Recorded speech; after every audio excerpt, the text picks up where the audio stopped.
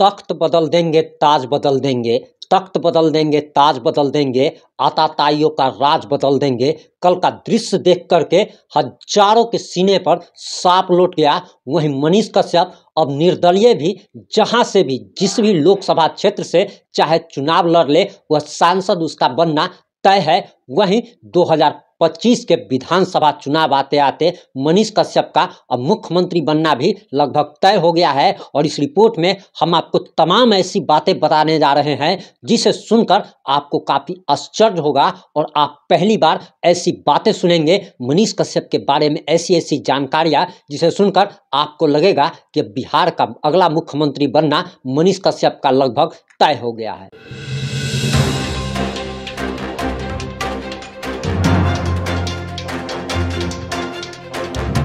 नमस्कार, मैं प्रिंस कुमार सिंह और आप देख रहे हैं पॉजिटिव इंडिया। अगर अभी तक आपने चैनल को सब्सक्राइब नहीं किया है तो खबरों से अपडेट रहने के लिए चैनल को सब्सक्राइब कर लीजिए और जो लोग ऑलरेडी कर चुके हैं उन सभी लोगों को सहृदय धन्यवाद। अब आते हैं मुद्दे पे। कल का दृश्य तो आप लोगों ने देख लिया होगा और उस दृश्य को देखकर आपको लगा होगा कि मनीष कश्यप ने अपने जीवन में बहुत कहीं कम उम्र में इतना कमा लिया है कि उसके लिए लाखों लोग उमड़ पड़े थे, जबकि लोगों को जानकारी तक नहीं थी। लोग इस संशय में थे कि मनीष कश्यप आ भी सकता है, नहीं भी आ सकता है। इसके बावजूद जिस तरीके से बेतिया की सड़कों पर मनीष कश्यप के समर्थन में लाखों लोग नजर आए, वह दृश्य देख करके बड़े बड़े राजनीतिक पंडितों का दिमाग ठनक गया है और वह सोचने पर मजबूर हो गए हैं कि आखिर यह कैसा व्यक्ति है जिसे एक मामूली सा यूट्यूबर कह करके मीडिया संबोधित कर रही थी। नेशनल मीडिया हो, कोई भी नेता हो या ऐसे भी जो कि यूट्यूबर ही हैं लेकिन अपने आप को बहुत बड़ा तीसमार खां समझते हैं, ये लोग मनीष कश्यप को यूट्यूबर कह करके मजाक उड़ाया करते थे, एक अदना सा यूट्यूबर कहा करते थे। लेकिन उसी अदने से यूट्यूबर ने दिखा दिया कि उसके साथ कितने सारे लोग हैं। लाखों लोग कल जब सड़कों पर उतर गए थे, पुलिस की गाड़ी के सामने में लोग कूद जा रहे थे और अपनी जान की भी परवाह नहीं कर रहे थे। तो यही मनीष कश्यप ने इतनी कम उम्र में कमाया है और मनीष कश्यप को आपको देख करके सुकून मिला होगा। और मनीष कश्यप का जब मां से मिलन हुआ उस दृश्य को देख करके आपको लगा होगा, आपके आंखों से जरूर आंसू निकल गए होंगे। वो ऐसा एक तरीके से हृदय विदारक दृश्य था जब मनीष कश्यप की माताजी पहले चीख रही थी, चिल्ला रही थी एसपी ऑफिस के बाहर, लेकिन उन्हें उनसे मिलने नहीं दिया गया। इसके बाद मनीष कश्यप की मां ने काफी दुखी होकर के एसपी को श्राप तक दे दिया था। और आप देखते होंगे कि अधिकतर पुलिस वालों के बच्चे कैसे निकल जाते हैं। यही सब होता है। इंसानियत भी एक चीज है, कर्तव्य अपनी जगह है, इंसानियत और मानवता को सबसे पहले रखना चाहिए था। लेकिन मनीष कश्यप की माताजी को मिलने नहीं दिया जाता है। लेकिन कोर्ट में जब मनीष कश्यप की मुलाकात उनकी माताजी से होती है तो उनकी माताजी के चेहरे पर दिख रही खुशी देखकर और मुस्कान देखकर आपको भी जरूर ऐसा एहसास हुआ होगा जैसे एक माँ बेटे का कैसे मिलन हो रहा है। लेकिन आपको बताते चले कि मनीष कश्यप के खिलाफ अभी भी साजिशें रुकने का नाम नहीं ले रही है। और हम पिछली रिपोर्ट में आपको बता चुके हैं कि किस तरीके से बीती रात साजिश रची गई। हम लोग कल उनके पीछे पीछे आ रहे थे, लेकिन एक तरीके से चकमा दे करके पुलिस की गाड़ी आगे निकल गई और हम उसे पकड़ नहीं पाए। लेकिन आपको बताते चले कि मनीष कश्यप को पटना लाया गया, बेउर जेल ने उसे रखने से इनकार कर दिया, जबकि बेतिया कोर्ट के माननीय जज साहब ने आदेश दिया था कि मनीष कश्यप पर काफी सारे केस हैं, मनीष कश्यप को भी बेतिया में ही रखा जाए।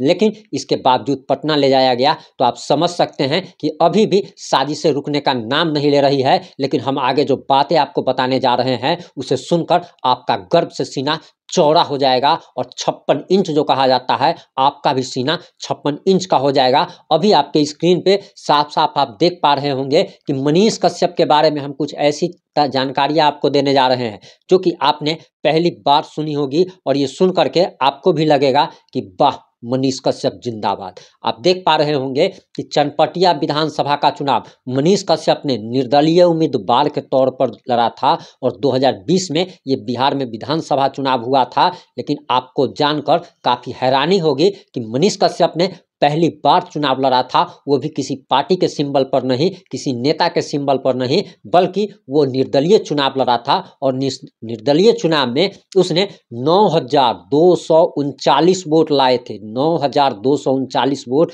किसी भी विधानसभा क्षेत्र में एक मायने रखता है। वहीं आपको बताते चले कि यहाँ से 13 उम्मीदवार विधानसभा चुनाव के लिए खड़े हुए थे, लेकिन उन 13 उम्मीदवार में आप देख सकते हैं कि बीजेपी के उमाकांत सिंह की जीत हुई थी, जिनको 83,828 वोट आए थे और वोट का प्रतिशत जो है 48.49 था। वहीं दूसरे नंबर पर अभिषेक रंजन कांग्रेस के रहे थे, जिनको 70,359 वोट आया था। वहीं तीसरे नंबर पर पहली बार निर्दलीय, वो भी निर्दलीय प्रत्याशी के रूप में चुनाव लड़ने वाले मनीष कश्यप को 9,239 वोट आए थे। इसी से आप समझ सकते हैं कि कोई व्यक्ति जो पहली बार चुनाव लड़ा हो, वो भी किसी पार्टी के सिंबल पर नहीं, उसका 9,239 वोट ले आना और तीसरे नंबर पर रहना, ये कितनी बड़ी बात है। और अब आप जान लीजिए कि मनीष कश्यप के लिए कल जो लाखों की भीड़ जो उमड़ी थी, उस भीड़ को देख करके बड़े बड़े राजनीतिक पंडितों के माथे पे चिंता उभर आई है और वो सोचने पे मजबूर हो गए हैं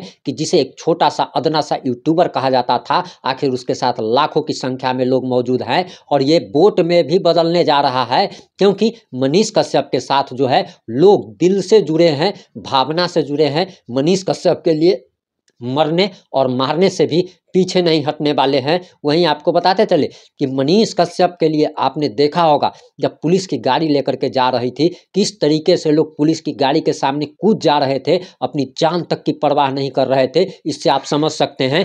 वहीं हम मनीष कश्यप के बारे में कुछ ऐसी जानकारियां आपको देने जा रहे हैं जो उन्होंने अपने चुनावी हलफनामा में दिया था। और आपको बताते चले कि मनीष कश्यप का नाम त्रिपुरारी कुमार तिवारी उर्फ मनीष कश्यप है, जो कि बिहार विधानसभा 2020 में IND के उम्मीदवार हैं, जो चनपटिया से चुनाव लड़ रहे हैं थे। त्रिपुरारी कुमार तिवारी उर्फ मनीष कश्यप ने आयोग को दिए हलफनामा में अपना जो है वो शिक्षा इंजीनियरिंग बताया है, ग्रेजुएट प्रोफेशनल, और उनकी कुल संपत्ति जो उन्होंने 2020 के विधानसभा चुनाव में बताई थी, वो 40,70,000 बताई थी, जिसमें 15,70,000 की चल संपत्ति और 25 लाख की अचल संपत्ति शामिल है। इसमें मनीष कश्यप की कुल घोषित आय जो है 4,90,000 उस समय थी, और उनकी व्यक्तिगत आय है ये 4,90,000 उन्होंने अपनी व्यक्तिगत आय बताई थी। वहीं चनपटिया के ऊपर कुल 9.30 यानी कि 9,30,000 है।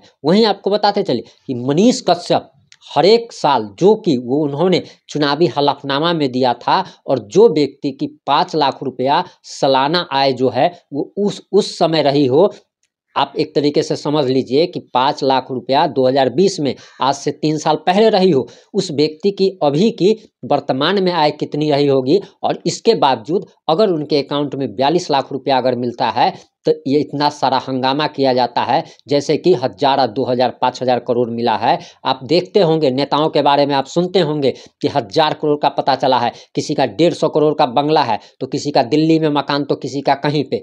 पूरे के पूरे भारत भर में उनकी प्रॉपर्टी है, तो उसकी चर्चा कोई नहीं करता हजारों करोड़ की। और मात्र 42 लाख रुपया, आजकल 42 लाख में होता क्या है, एक अगर बड़ी सी बीमारी अगर हो जाए तो 50-60 लाख तो सिर्फ इलाज में लग जाते हैं। आप समझ सकते हैं कि एक छोटा सा घर बनाने में भी अभी कम से कम 25 से 30 लाख रुपए का खर्च हो जाता है, और उस जमाने में अगर किसी के अकाउंट से 42 लाख रुपया मिलता है तो इतना सारा हैदौबा मचाया जाता है। इससे आप समझ सकते हैं कि आखिर लोगों की मानसिकता क्या है।